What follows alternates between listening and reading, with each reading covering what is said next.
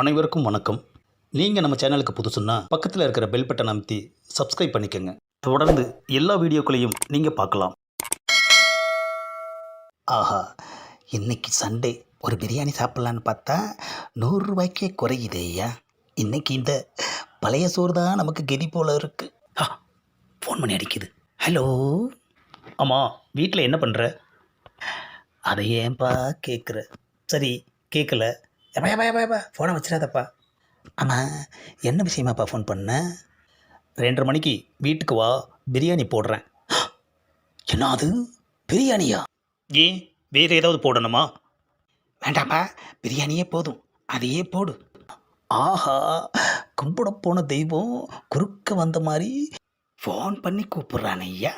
ம், வரையில் கொஞ்சம் ஸ்நாக்ஸ் மட்டும் வாங்கிட்டு வா. கண்டிப்பாக வாங்கிட்டு வரேன். அதான் பிரியாணி ஓகே ஆயிடுச்சு, அப்புறம் எதுக்கு இந்த சாதம் கீழே கொட்டிடுவோம். 1 hour later. எப்பா, நீ சொன்ன மாதிரி கரெக்டாக 2:15 வந்துட்டேன் பத்தியா. இன்னும் 1/4 மணி நேரம் தான் இருக்குது நீ பிரியாணி போடுறதுக்கு. அந்த 1/4 மணி நேரத்துக்கு இந்த ஸ்நாக்ஸை 2 பேரும் சாப்பிட்லாம். A few moments later. என்னது, பிரியாணி போடுறன்னு கூட்டு வந்து டிவியை போட்டுக்கிட்டு இருக்கான். எப்பா, பிரியாணி போடலை? பிரியாணி தான் போட போகிறேன். சூர்யாவோட தம்பி கார்த்தி நடித்தாருல்ல, அந்த பிரியாணி. ஆஹா, நீ சொன்ன பிரியாணி இதுவா? ஆமாம், நீ என்ன நினச்ச? ஏப்பா, நான் சாப்பிட்ற பிரியாணின்னு நினச்சேன்பா. பிரியாணியை நம்பி வீட்டில் இருந்த பழைய சாதத்தையும் கீழே கொட்டிட்டேன் ஐயா.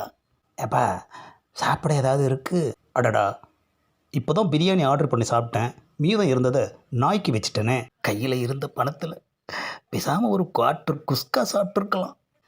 ஒரு பிரியாணிக்கு ஆசைப்பட்டு வீட்டில் இருந்த சோறும் போச்சு, குவார்ட்டர் குஸ்காவும் போச்சே ஐயா. இந்த பதிவை லைக் பண்ணுங்கள், ஷேர் பண்ணுங்கள், மறக்காமல் சப்ஸ்கிரைப் பண்ணுங்கள்.